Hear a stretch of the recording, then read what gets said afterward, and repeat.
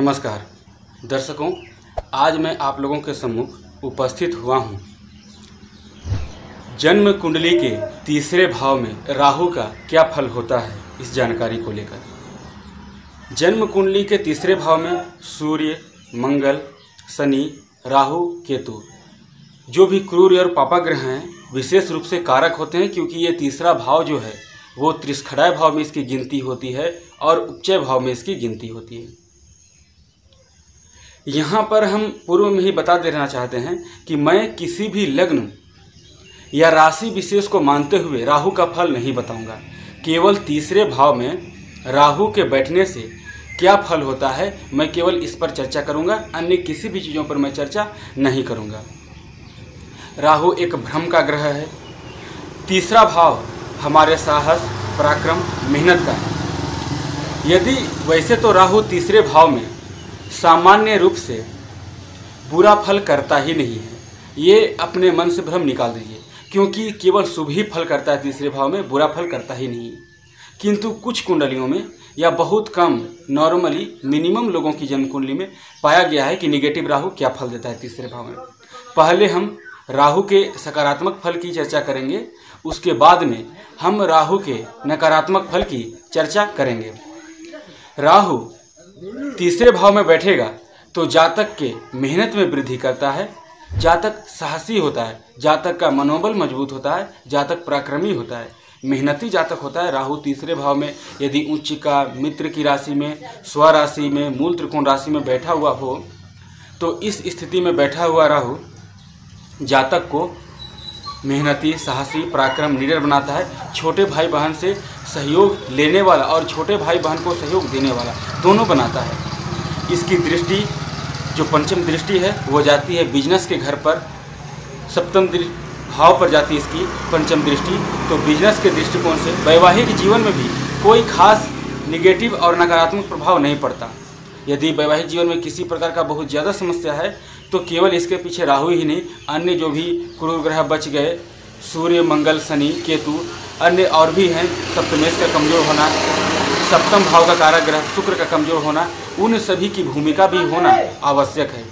क्योंकि बिना उनकी आवश्यक हुए, बिना उनकी कमज़ोर हुए ये कभी भी राहु निगेटिव फल वैवाहिक जीवन के लिए नहीं दे सकता तीसरे भाव में बैठा हुआ। इसकी सप्तम दृष्टि भाग्य स्थान पर है। जातक को भाग्य का साथ मिलता जरूर है, किंतु बहुत विलंब से यूँ कहें कि समय उसका आधा उम्र पार कर जाता है, या यूँ कहें कि आधा उम्र पहुंचने ही वाला रहता है। मिनिमम प्रैक्टिकल में देखा गया है कि राहु जो फल देता है तीसरे हाउस में बैठकर, और राहु की दशा पर वो निर्भर करती है कि उसकी दशा कब है, उसका प्रभाव कब आएगा जो, लेकिन फिर भी सामान्य रूप से तो 35 वर्ष तक घोर संघर्ष कराता है, और 35 वर्ष के बाद ही ये कुछ हद तक उसके जीवन में अच्छा फल देता है। शुभ फल उसके जीवन में धीरे धीरे शुभ समाचार आने लगते हैं, शुभ समय उसके लिए आने लगते हैं, हर प्रकार से शुभ समाचार मिलती है। इसकी दृष्टि लाभ स्थान पर रहती है, जो कतई भी नुकसानदेह नहीं है, क्योंकि क्रूर ग्रह है, पाप ग्रह है, इसे लाभ चाहिए, इच्छा की पूर्ति भी कराता है, बड़े भाई बहन से सहयोग देता भी है, और अगर ये छोटे कोई बच्चा हैं या कोई छोटे जातक हैं तो उनके लिए भी ये बड़े भाई बहन के सहयोग में काफ़ी लाभदायक सिद्ध होता है। तीसरे हाउस में मुख्यतः राहु केवल अच्छा ही फल करता है। ये हर एक ग्रह का दृष्टि के अलावा ऋषि पराशर के मत के अनुसार केंद्रीय प्रभाव होता है। कोई भी ग्रह जिस भाव में बैठा हुआ रहता है उस भाव से जो आगे चतुर्थ भाव आ जाए उस चतुर्थ भाव पर अपना केंद्रीय प्रभाव डालता है। केंद्रीय प्रभाव क्या होता है? जैसे ग्रह की दृष्टि होती है ठीक उसी प्रकार ये केंद्रीय प्रभाव भी डालता है।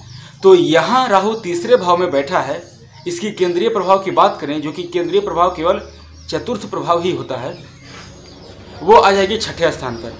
क्योंकि तीसरे भाव में राहु बैठा है तो इससे गिन लीजिए, तो तीसरा, चौथा, पांचवा और छठा, यानी जो चतुर्थ केंद्रीय प्रभाव डालेगा वो 4 घर आगे जाने पर आ जाएंगे छठा भाव। तो रोग, चोट, दुर्घटना, कोर्ट केस से भी शत्रुओं पर भी विजय देता है, कोर्ट केस में भी इससे सफलता मिलती है, विजय मिलती है, किसी भी प्रकार का इसके जीवन में संघर्ष नहीं रहता अगर राहु यहाँ पर शुभ फल है। ये तो राहु का सकारात्मक फल है कि राहु यदि तीसरे भाव में उच्चिका हो, मूल त्रिकोण राशि का हो, स्वराशि का हो, मित्र राशि का हो तो अच्छा फल करेगा। और साथ ही वो कितना अच्छा फल करेगा इसके लिए राहु के पास बल होना चाहिए, शनि के पास बल होना चाहिए, क्योंकि शनि राहु के समान ही फल देता है। अब कुछ नकारात्मक फल भी है, वो बहुत कम, यूँ कहें कि 100 लोगों में 1 आध लोगों की जन्म कुंडली में यदि तीसरे भाव में राहु बैठा हुआ हो तो निगेटिव फल देखने को मिलता है। यहाँ अकेले राहु की हम बात कर रहे हैं, न तो राहु की किसी के युति के साथ चर्चा कर रहे हैं, क्योंकि राहु सूर्य के साथ, सूर्य और चंद्रमा के साथ बैठेगा, दोनों को ग्रहण लगाएगा, मंगल के साथ अंगारक, बुध के साथ जड़, बृहस्पति के साथ चांडाल, शुक्र के साथ यहाँ पर उन्हें लंपट दोष, शनि के साथ श्रापित और पितृ दोष। तो केवल चर्चा हो रही है किसकी? अकेले राहु की तीसरे भाव में बैठा हुआ है। जो तीसरा भाव में यदि निगेटिव राहु, शत्रु क्षेत्री में, नीच राशि में बैठा हुआ राहु, पीड़ित राहु, अब ये राहु कैसे पीड़ित होता है? अब तक तो आप लोग यही समझ रहे होंगे कि राहु ही सभी ग्रहों को पीड़ित करता है। फिर राहु को कौन पीड़ित करता है? जैसे राहु शनि को पीड़ित करता है तो शनि को भी राहु पीड़ित करता है। राहु मंगल को पीड़ित करता है तो मंगल भी राहु को पीड़ित करता है। ऐसा नहीं कि नहीं पीड़ित करता है। राहु बृहस्पति पर दृष्टि डालकर उसके प्रभाव में कमी करता है तो बृहस्पति भी राहु पर दृष्टि दे करके उसके बुरे फल में कमी करता है। सो केवल राहु की चर्चा हो रही है। यदि निगेटिव राहु यहाँ पर बैठे तो जहाँ तक कर्महीन, आलस्य से भरा उसका जीवन होता है, कुछ वो कर्म करेगा नहीं, एक तरह से यूँ कहें कि वो निकम्मा रहेगा और उसके स्वप्न बहुत बड़े बड़े रहेंगे। अब क्यों रहेंगे? क्योंकि राहु एक भ्रम का ग्रह है और यदि ये चंद्रमा के साथ तीसरे हाउस में वृश्चिक राशि के साथ बैठ गया, यानी किसी की कन्या लग्न की कुंडली हो, तो चंद्रमा यहाँ पर तीसरे हाउस में नीच का हो जाएगा, राहु भी ऑलरेडी नीच का हो जाएगा। उस स्थिति में जो हम सोचते हैं उसके लिए हमें विचार करना होता है चंद्रमा को। चंद्रमा भी नीच का हो गया, मन का कारक, और राहु भी यहाँ पर निगेटिव फल देने के लिए। तो जब तक कोई कर्म करेगा नहीं, कई बार कई लोग भी उसे सलाह दे दें, एक बार क्या लाखों सलाह दे दें, तो पहले तो उसकी बात मानेगा नहीं, क्योंकि ऐसा राहु जल्दी उसको मन को हमेशा भ्रमित करता रहेगा, भटकाता रहेगा, एक जगह स्थिर नहीं रहने देगा और वो कोई कर्म करेगा ही नहीं। लेकिन स्वप्न उसके बहुत बड़े बड़े होंगे कि काश मेरे पास ये चीज़ होते या काश मैं उस पोस्ट पर होता, लेकिन ये संभव उसके जीवन में कोई भी इच्छा नहीं पूरी हो पाती है। निगेटिव राहु का यही फल है। अब क्यों नहीं होती है? स्वाभाविक सी बात है, सरल है, निकाल लीजिए। कम्बिनेशन अच्छा बन रहा है कि राहु निगेटिव बैठेगा तो जो राहु सकारात्मक फल दे रहा था, राहु वहाँ पर सकारात्मक फल में होने के कारण जो जातक को कर्म वीर बना रहा था, वही निगेटिव राहु जो तीसरे हाउस में बैठेगा वो जातक को कर्महीन बना देगा।